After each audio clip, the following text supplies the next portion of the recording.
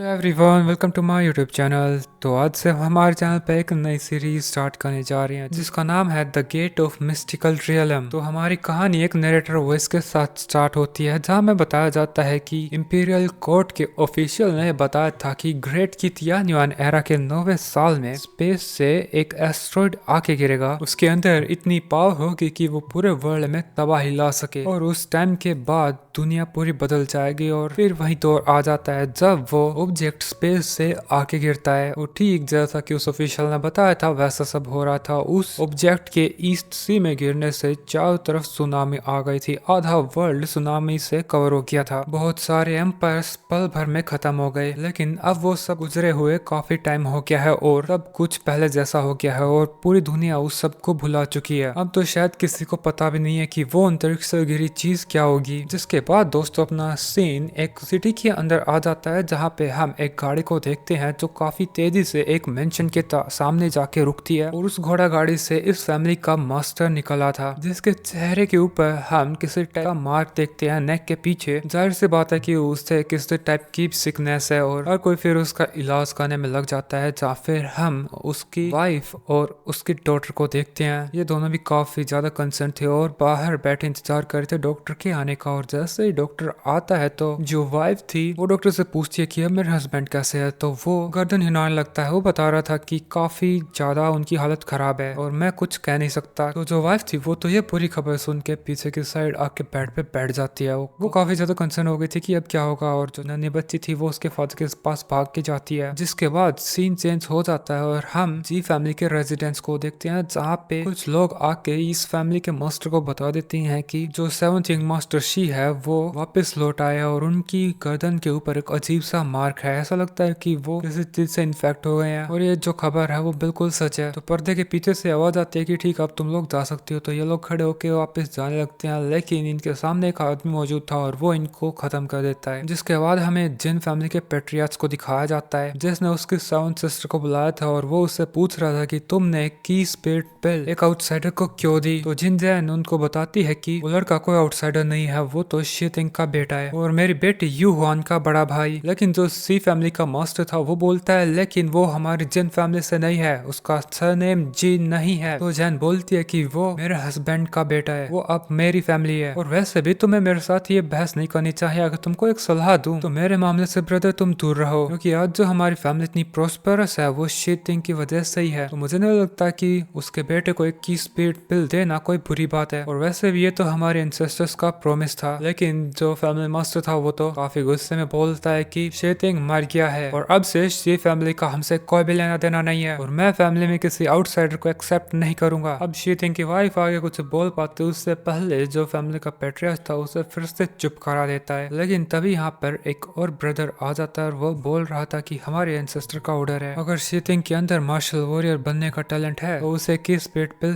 दे दी जाए। अब ये जो फैमिली मास्टर था वो एंसेस्टर के ऑर्डर के अगेंस्ट नहीं जा सकता था, तो उसे ये कड़वी घूट पेनी पड़ती है और वो फिर एग्री करते हुए उसकी सीट पे बैठ जाता है। और फिर हम देखते हैं कि शीतिंग की वाइफ भी यहाँ से चली जाती है। लेकिन यहाँ इस रूम से बाहर निकलते ही वो उसके हेल्पर को बोल रही थी कि मुझे कहीं जाना है और मैं चाहती हूँ कि तुम कुछ आदमियों को भी ले चलो। तो वो सर्वेंट तुरंत इंतजाम करने के लिए चला जाता है। जिसके बाद हमारा सीन एक विलेज के अंदर आ जाता है जहाँ पे हम शिमू को देखते हैं जो शीतिंग का ही बेटा है। वो अडोप्टेड सन की तरह किसी और फैमिली में रहा करता है जहाँ पे उसका एक बड़ा भाई और एक छोटी बहन भी है। यहाँ पे ये लोग अभी चोरी छिपे उसकी मदर की ड्राइड से यहाँ पे ये लोग फिलहाल उनकी मदर की सुखाई हुई ड्राइड फिश को चुराने लग रहे थे ताकि ये लोग मार्केट में जाके उसे अच्छी कीमतों पे सेल कर सके। लेकिन ऐसा करते उनकी सिस्टर उससे पकड़ लेती है और उसकी मॉम को आग लगाते साथ ही वो बाहर आ जाती है और इनको अच्छे से डांट लगाने लगती है। लेकिन जो शिमू का बड़ा भाई था वो उसी के पीछे जाके छिप जाता है। लेकिन इनकी जो मदर थी वो उससे काफी ज्यादा प्यार करती थी और उसके नाम पे वो उनको छोड़ देती है। वो उनको बताती है कि अगर तुम्हें इन फिशेस को बेचना है तो खुद पकड़ो और सुखाओ और फिर जाके बेचो, मेरी मत चुराओ, निकलो यहाँ से अब। तो उन्हें अच्छा आइडिया आ जाता है और वे कुछ सिकल्स उठा के बीच की तरफ निकल जाते हैं जहाँ पे दूर से आते हुए हम इनके फादर को भी देखते हैं। और फिर वो उसकी मदर को रोकते हुए बोलता है बच्चे काफी नादान, इनको खेलना तो थोड़ी देर, चलो मुझे बताओ कि आज खाने में क्या है। इसके बाद हमारा सेट इन तीनों सिबलिंग्स पे आ जाता है और ये सारे भी बीच पे आ गए थे और जो दोनों ब्रदर्स थे वे लोग अभी बहस करने लगते हैं कि उनमें से सबसे ज्यादा फिशेस कौन पकड़ेगा। तो ये लोग तो एक दूसरे को ही चढ़ाते हुए सीधा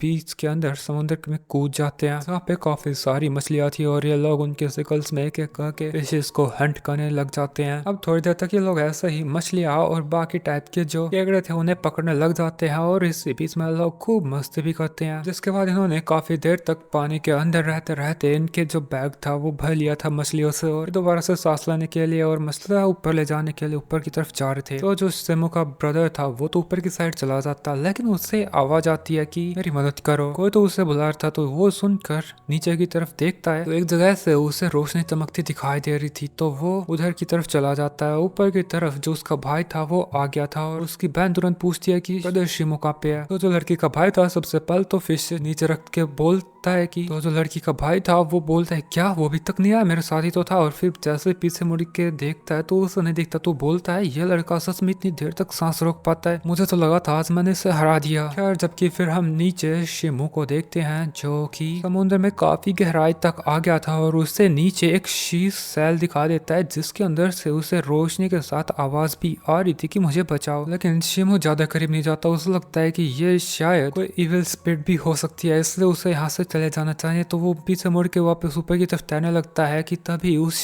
शीश सेल से एनर्जी निकलती है जो कि सीधे शिमो को जाके पकड़ लेती है और उसे जबरदस्ती खींचने लगती है। हम लोग देखते हैं कि उसे उस एनर्जी की वजह से कुछ होने लगता है और उसकी आंखें भी वाइट हो जाती हैं। शायद जो इस शीश सेल के अंदर है वो उसे कंट्रोल कर रहा था और बोल रहा था प्लीज मुझे बचाओ। और शिमो भी फिर उसकी हेल्प करने के लिए फिर से शीश सेल के करीब जाने लगा था और उसके जो सिकल थी सीधा उससे वार करता है। शेल को थोड़ा खोलने में कामयाब हो गया था, लेकिन उस शेल के ऊपर काफी बड़ा पत्थर था तो पहले उसे हटाना था। शिमो यहाँ पे थोड़ा और जोर लगाता है और उस शेल को और ज्यादा खोल देता है। यहाँ पे तभी हम उस क्रिएचर को उस शेल के अंदर अच्छे से देख पाते हैं जो काफी अजीब तरीके का था। जिसके बाद थोड़ी और कोशिश करने के बाद शिमो उस पत्थर को हटा देता है और वो शेल खुल जाता है। उसके खुलते ही उससे काफी तेज रोशनी निकलने लगती है और शिमो बेहोश हालत में नीचे गिरने लगा था, लेकिन उसे होश आ गया था। लेकिन अब उसमें ऊपर जाने की हिम्मत नहीं थी क्योंकि उसकी सांस खत्म हो गई थी। लेकिन उस सेल से जो चीज निकली थी वो उसे बचाने के लिए ऊपर की तरफ खींचने लगती है। जिसके बाद तुरंत सीन चेंज हो जाता है और हम छोटे शिमो को देखते हैं जो उसके फादर को कहीं जाते हुए देख रहा था, लेकिन उसकी मदर उसे रोक रही थी। वो रोता रहा और उसके फादर को बुला रहा था, लेकिन उसका फादर लौट के नहीं आया और अभी भी शिमो उसी मेमोरी को याद कर रहा था। तभी उसकी आंख खुल जाती है और वो खुद को बीच पे पाता है जहाँ पे उसका भाई और सिस्टर उसको बोल रहे थे कि शिमो जागो, तुम्हें क्या हुआ, तुम ठीक तो हो। शिमो फिर तभी उड़ जाता है, उसके मुंह से थोड़ा पानी निकलता है और वो उसके हाथ में एक क्रिस्टल देख रहा था। वो बोलता है कि ये पर्ल मेरे हाथ में कैसे आया और वो लड़की कौन थी। अभी फिर वो उसके भाई से पूछता है कि क्या तुम लोगों ने एक लड़की को देखा, उसने मुझे बताया था। तो उसका भाई बोलता है लड़की, कहीं तुम्हारे दिमाग में भी तो पानी नहीं चला गया, यहाँ पे तो दूर दूर तक कोई भी लड़की नहीं है। चलो हम काफी लेट हो गए, अब घर वापस चलते हैं, नहीं तो हमें डांट पड़ेगी। और फिर ये लोग भाग के जाने लगते हैं, लेकिन जो फेस का सारा काम था वो इनके सिस्टर्स को दे दिया था जो बोल रही थी मेरे लिए रुको प्लीज। फिर थोड़ी देर में ये लोग घर पहुंच जाते हैं और चिल्ला चिल्ला के बोल रहे थे मदर फादर हम लोग आ गए। लेकिन इनका घर काफी ज्यादा शांत था और काफी सारी चीजों को तोड़ दिया गया था और इन्हें बिल्कुल भी अच्छा नहीं लग रहा था। और तभी सामने शिमो के भाई को उसका फादर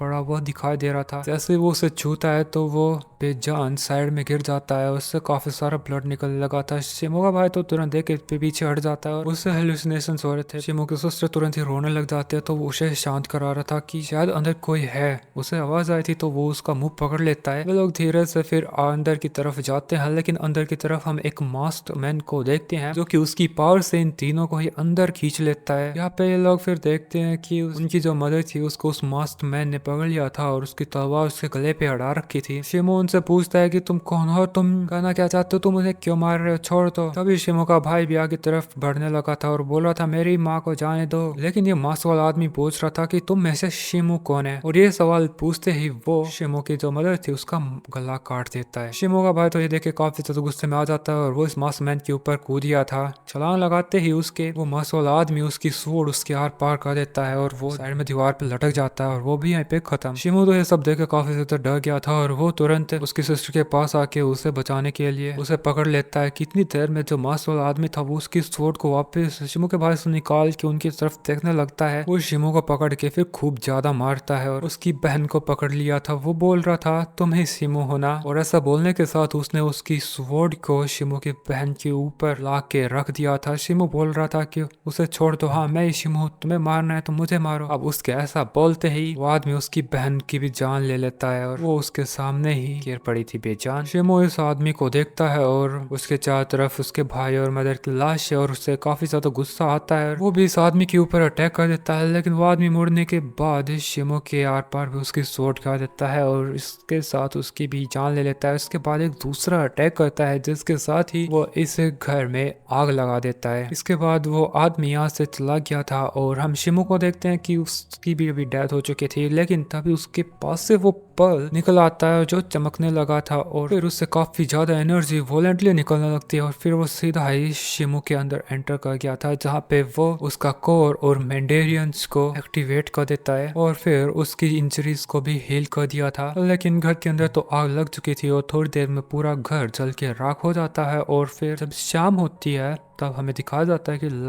जो आग है अभी भी लगी हुई है और यहाँ पे कुछ लोग आ जाते हैं और ये लोग आते साथ बोलते हैं हमने में आने देर कर दी, मैडम हमारे ऊपर काफी गुस्सा होंगी, अब हम उन्हें क्या जवाब देंगे। लेकिन तभी उन्हें वहीं पर चमकता दिखाई दे जाता है और उन्हें लगता है कि शायद अभी भी कोई जिंदा है और जल्दी से घर के पीसेस को हटाने लगते हैं और इन्हें शिमो मिल जाता है जो काफी ज्यादा इंजर्ड था और फिर उसे ये लोग एक गाड़ी में डाल के ले जाते हैं। शिमो जो अभी तक नींद में था वो अभी एक सपना देख रहा था और उसके अंदर उसके जो उसका भाई और सिस्टर थे वे काफी बुरी तरीके से उसे डरा थे कि यह सब तेरी वजह से हुआ, तुमने हमारी पूरी फैमिली को मरवा दिया। उसे ऐसे ही काफी भयानक सपना आ रहा था और तभी वो इस भयानक सपने से जाग जाता है और वो खुद को इस रूम में पाता है जहाँ पे उसके सामने फिर से एक लड़की बैठी हुई थी। वो बोलता है तुम तो मेरी बहन नहीं और मैं कहाँ पे हूँ। तब साइड के रूम से आवाज आती है जिन जैन की। वो बताती है कि ये फैंग सिटी है और ये घर तुम्हारे फादर शितिंग का है और मैं तुम्हारे फादर की वाइफ हूँ, तुम्हारी मदर नहीं बल्कि तुम्हारी स्टेप मदर, और यह तुम्हारी बहन जिन यू हुआन। अफसोस की बात यह है कि तुम्हारे फादर की डेथ हो चुकी है और उन्होंने मरने से पहले तुम्हारी जिम्मेदारी मुझे दी है। शिमो बोलता है कि वो मेरा फादर नहीं है, उसका नाम मेरे सामने लो भी मत। लेकिन फिर भी वो ये पूछ लेता है कि उनकी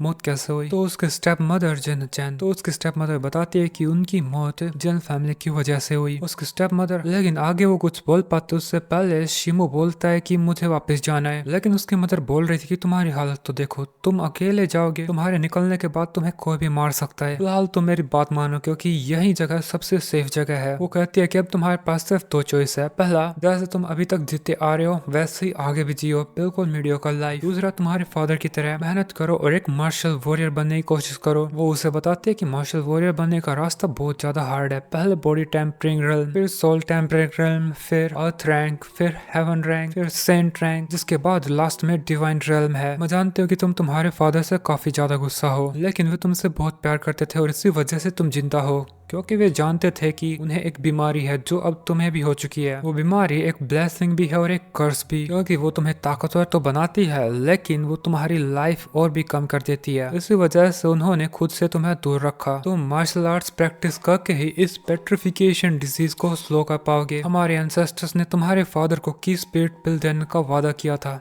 जो तुम्हारी मार्शल आर्ट प्रैक्टिस करने में मदद कर सकती है, और जो लोग मारे गए अगर तुम्हें उनका बदला लेना है तो स्ट्रॉन्ग बन के ही तुम्हें लेना होगा। शिमो तो ये सारी बातें सुन रहा था और उसने ठान लिया था कि वो स्ट्रॉन्ग बनेगा और जिसने भी उसके फादर और भाई और बहनों को मारा वो उनको छोड़ेगा नहीं। वो वापस से उसी वैली में आ जाता है और वो उसके ब्रदर सिस्टर अंकल और आंटी के लिए एक कब्र में दफन कर देता है। तो उसके बाद वो उनके सामने झुक के बोल रहा था कि आप लोगों की जान मेरी वजह से गई, लेकिन आप लोग चिंता ना करें, मैं इसी कसम खाता हूँ कि जिन्होंने भी ऐसा किया मैं उन्हें नहीं छोड़ूंगा। और दोस्तों इसके साथ अपना एपिसोड इधर खत्म हो जाता है। Thanks for watching, bye bye.